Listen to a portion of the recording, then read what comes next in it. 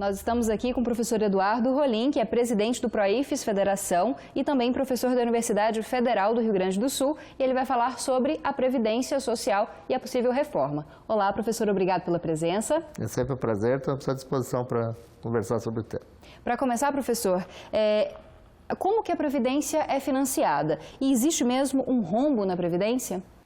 Na realidade, se a gente analisar o que diz a Constituição, não existe uma verba, uma rubrica de Previdência, existe de Seguridade Social. Na Seguridade Social está a Previdência, está a Assistência Social, está a Saúde. Então, como a Constituição determina que esta é a área que tem que ser financiada, ela determina também fontes de financiamento, que não incluem apenas as contribuições previdenciárias. E esse é o problema, o governo acaba contabilizando apenas o que entra e o que sai na Previdência, sem levar em conta as outras fontes de financiamento da Seguridade Social. Os estudos dos auditores fiscais da Receita, dos fiscais da Previdência, eles, da sua associação, que é a Anfip, demonstram que, na realidade, existe um superávit dos recursos da Seguridade Social como um todo. O problema é que o governo prefere usar esses recursos que são superavitários para outros financiamentos que vêm, inclusive, em função da desvinculação das receitas da União, que retiram, na prática, dinheiro da Seguridade Social para financiar outras áreas, como principalmente pagamento de juros, etc. Então, na prática, se a gente for fazer apenas olhar o fluxo de caixa da Previdência, podemos até admitir, em função das mudanças etárias, em função de estarmos vivendo um momento de pouco emprego, portanto, diminui a arrecadação previdenciária, poderia-se até encontrar contabilmente um déficit, mas na prática, na realidade, seguindo aquilo que diz a Constituição, a Seguridade Social no Brasil ela é superavitária, ou seja, não existe isso. Existe uma vontade do governo de pegar esses recursos que tem que ser para financiar a aposentadoria das pessoas mais pobres, os programas sociais, para financiar outros projetos, principalmente o pagamento para o mercado financeiro. Em relação a essa proposta de reforma da Previdência, o que ela prevê em relação ao trabalhador? É uma reforma muito perversa, porque, em primeiro lugar, ela muda as regras do jogo para quem já está no mercado de trabalho há muito tempo, inclusive. Pela primeira vez na história, temos uma reforma na Previdência que muda o cálculo da aposentadoria de alguém que já está trabalhando. Isso não aconteceu nas reformas anteriores, onde se mudou critérios, mas sempre para frente, preservando a vida das pessoas que já estavam. Essa reforma altera completamente, por exemplo, para homens que tenham menos de 50 anos, mesmo que eles tenham 20 anos de contribuição, eles acabam perdendo a aposentadoria da forma como eles tinham e passam a ter uma aposentadoria muito menor pela média. Pessoas que, inclusive, não têm nem como se preparar para isso, na medida que já têm uma idade mais avançada. Essa reforma prejudica fundamentalmente aquelas pessoas que são mais vulneráveis. É isso que a gente gosta sempre de salientar. E é importante que a sociedade se dê conta disso. Ela prejudica as mulheres ao fazer com que a aposentadoria dos homens e das mulheres se dê na mesma idade.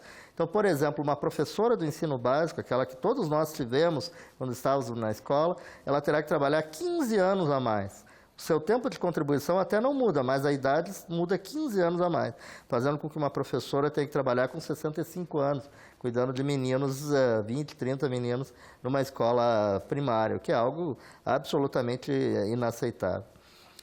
Da mesma forma, os professores de ensino básico, em geral, perdem a aposentadoria especial, que lhes dá o direito de se aposentar 5 anos antes.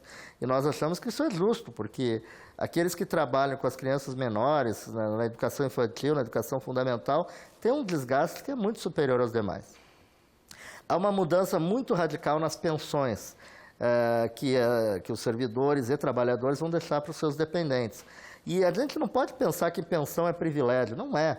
As pensões elas são uma forma de que as famílias se organizam, inclusive para permitir, por exemplo, que as esposas cuidem dos filhos, ou para garantir que uma renda continue subsistindo quando para a possibilidade de trabalhar das pessoas. E essa reforma faz com que as pensões diminuam para valores, inclusive, menores que o salário mínimo, porque ela tira da Constituição para as pensões a garantia de que o salário mínimo é o menor benefício previdenciário possível. Bom, professor, e em relação aos trabalhadores concursados, a aposentadoria deles também vai ser alterada por essa reforma? É alterada a aposentadoria de todos, porque na realidade a ideia do governo é jogar todos numa regra única, o que em si até não é ruim. O O problema não é esse. O problema é que a reforma dos trabalhadores do serviço público ela já foi feita, porque muito se diz que os trabalhadores que trabalham no serviço público são privilegiados em relação aos demais. Mas não se considera, por exemplo, que eles pagam uma contribuição que é bem maior, e desde 2004, já fazem 13 anos, não existe mais a possibilidade de aposentadorias integrais no serviço público, que é um dogma que tem por aí, que as pessoas dizem, não, no serviço público eu me aposento com aposentadoria integral. Isso não é verdade mais desde 2004. E todos aqueles que ingressaram depois de 2013, ou seja, 4 anos já, esses têm o teto do regime geral, o teto do INSS, igualzinho como tem na iniciativa privada. O cálculo da média é feito da mesma forma que para a iniciativa privada. Então, não existe, na realidade, hoje, na prática, grandes diferenças entre os dois regimes.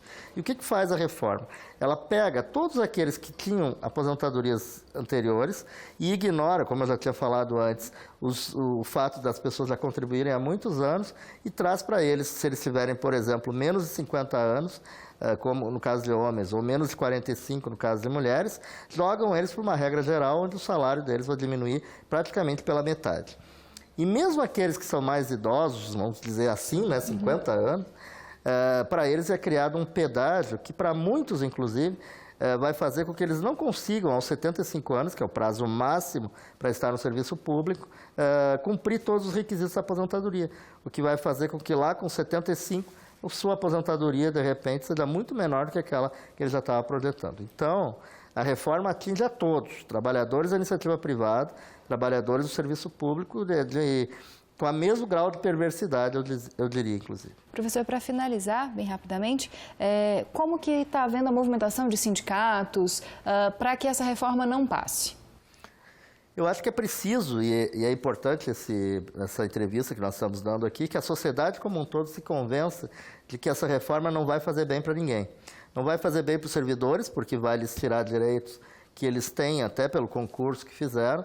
Não vai fazer bem para os trabalhadores em geral, porque vai lhes tirar a possibilidade, inclusive, de se aposentar. 70% dos aposentados, 70% dos trabalhadores rurais não conseguirão se aposentar. Ou seja, na prática, todos os brasileiros mais pobres, aqueles que dependem do trabalho para sobreviver, serão extremamente prejudicados. Isso é péssimo, inclusive, para a atividade econômica do país. Então, é preciso que todos se mobilizem. Nós, dos sindicatos, estamos, em primeiro lugar, tentando esclarecer as pessoas, tanto da nossa base como da sociedade em geral, e, obviamente, isso vai culminar com grandes manifestações nos estados, onde os parlamentares vivem, e também em Brasília, onde o Congresso Nacional vai votar, porque, afinal, é no Congresso que a gente tem que incidir. Mas o mais importante é isso, a população brasileira tem que entender que essa reforma não faz bem para o Brasil, vai fazer, na realidade, com que a gente permita que, na prática, o que aconteça é que grandes grupos privados se apropriem da previdência das pessoas. E isso é extremamente danoso para um país que pensa em crescer e sobreviver. Tá certo, professor. Muito obrigada pela sua presença, pelos esclarecimentos. Eu que agradeço, estou sempre à disposição. Obrigada.